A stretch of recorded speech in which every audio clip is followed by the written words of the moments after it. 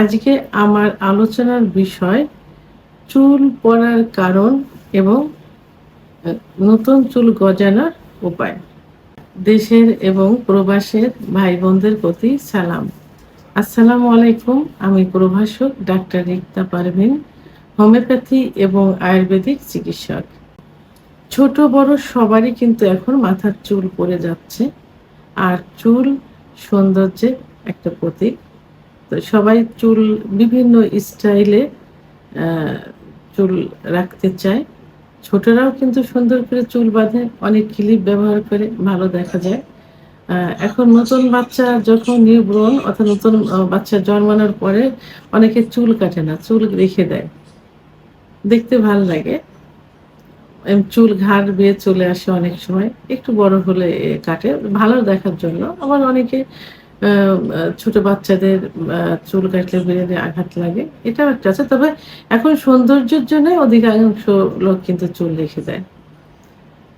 আর চুল পড়াটা যেটা অরিজিনাল যে চুল পড়ে সেটা এখন ছোট বড় উভয়েরই কিন্তু পড়ছে।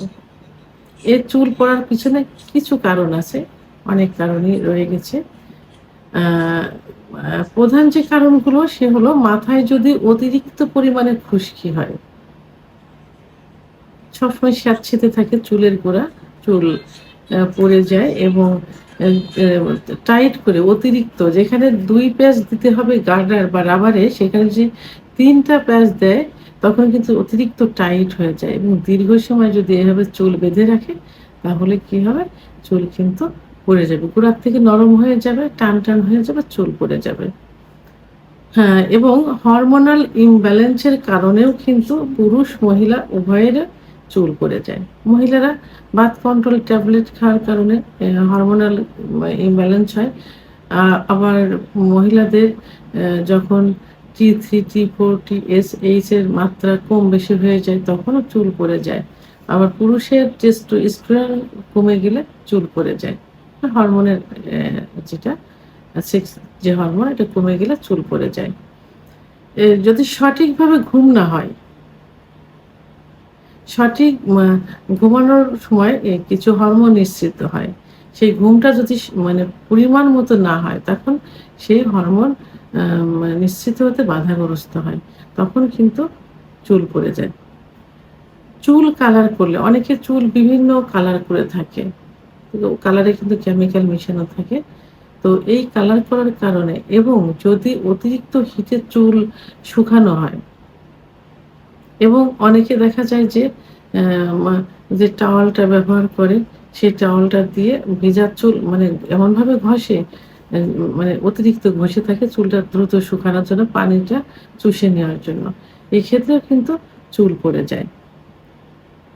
আবার অনেকে দেখা যায় যে আ পর্যাপ্ত পরিমাণ পানি পান করে না।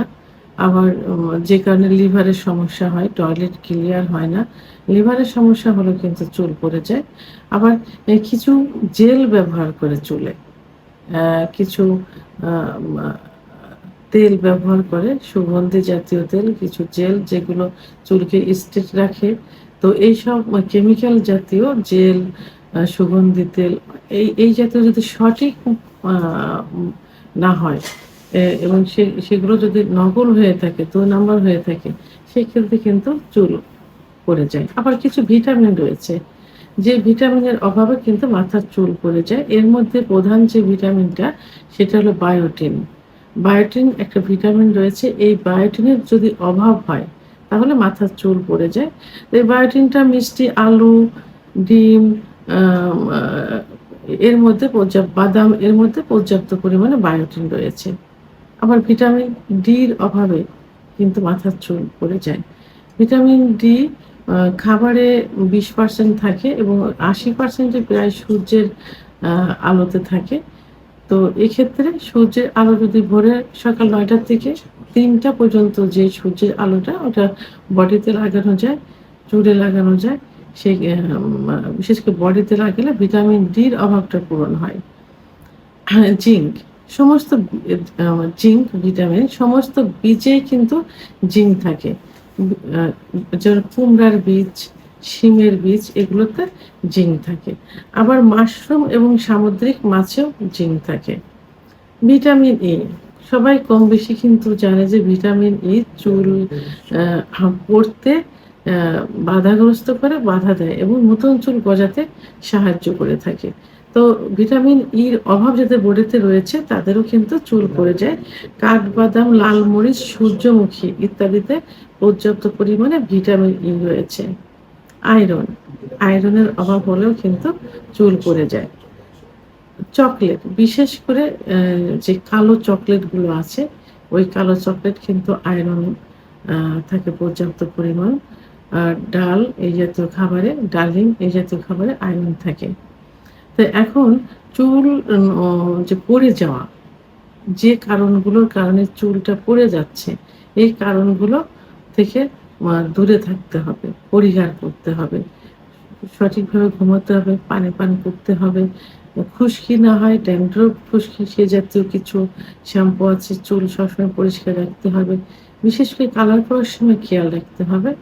আর বেশি হিটে চুল করা যাবে না, মাথা বেশি ঘষা যাবে না ওই টাওয়াল দিয়ে চুল শুকানোর জন্য। এই দিক দিয়ে, বাহ্যিক দিক দিয়ে এইগুলো খেয়াল রাখতে হবে। এবং হরমোনাল ইমব্যালেন্স থাকলে অবশ্যই ডাক্তারের শরণাপন্ন হতে হবে। আর যে ভিটামিনগুলো বললাম, সেই ভিটামিন কোন খাবার থেকে আসে সেই খাবারগুলো আমি বলে দিয়েছি। বাট আপনারাও সেগুলো ম্যানেজ করে খাওয়ার চেষ্টা করবেন। এখন আমি ঘরোয়া পদ্ধতিতে মাত্র ২ টা রেমেডি বলবো, উপাদান বলবো, ন্যাচারাল উপাদান, যেটা ব্যবহার করলে নতুন চুল গজাবে, অর্থাৎ চুল পড়া বন্ধ করবে এবং নতুন চুল গজাবে। এর মধ্যে ন্যাচারাল যে উপাদান সেটি হলো আমলকি। ভিটামিন সি যেটা, আমলকি যে ফলগুলো আপনারা কম বেশি সবাই চেনেন। তো সেখানে আপনি কি করতে পারেন, এই আমলকি আপনি জুস তৈরি করতে পারেন এবং ব্লেন্ডে হোক আর থেতলিয়ে হোক, তৈরি করে এটা তেলের ভিতর দিতে পারেন, নারিকেল তেলের ভিতর, অরিজিনাল নারিকেল তেলের ভিতর দিয়ে সপ্তাহে ২ দিন আপনি ২ টা আমলকি পিষলেন অথবা ৩ টা আমলকি পিষলেন, পরিমাণ মতো নারিকেলের তেল মিক্সড করে রাত্রে চুলের গোড়ায়, গোড়ায় এবং চুলে দিয়ে রাখলেন। সকালে শ্যাম্পু দিয়ে পরিষ্কার করে ফেলবেন। এইভাবে সপ্তাহে ৩ দিন ব্যবহার করতে পারেন, ৩ মাস পর্যন্ত। আরেকটা যেটা বলব সেটা হলো পেঁয়াজ। পেঁয়াজ সবাই কম বেশি চেনেন, আমরা রান্নার কাজে ব্যবহার করে থাকি। এই পেঁয়াজ রস করে চুলের গোড়ায়, গোড়ায় দিয়ে ২০ থেকে ৩০ মিনিট রাখতে হবে। এভাবে যদি নিয়মিত সপ্তাহে ২-৩ দিন ব্যবহার করা যায়, সপ্তাহে ২-৩ দিন, ৩ দিন ব্যবহার করলেন, যেদিন মানে আমলকি ব্যবহার করলেন, তার পরের দিন আপনি পেঁয়াজের রসটা ব্যবহার করলেন। এই পেঁয়াজের রসটা ২০-৩০ মিনিট মাথায় রেখে আপনি গোসল করে ফেলবেন। শ্যাম্পু করতে পারেন, নরমালও রাখতে পারেন। একটু গন্ধ, গন্ধ ভাব হবে এজন্য শ্যাম্পু করে ফেলতে পারেন। তো এটাও যদি ৩ মাস করা যায়, তাহলে আপনার নতুন চুল পড়া বন্ধ করবে, নতুন চুল গজাবে। তো ভিডিওটি সম্পর্কে যদি কোনো মতামত থেকে থাকে অবশ্যই কমেন্টসের মাধ্যমে জানাবেন। আর ভিডিওটি ভালো লাগলে লাইক, কমেন্ট, সাবস্ক্রাইব করে আমার সঙ্গে থাকুন। আল্লাহ হাফেজ।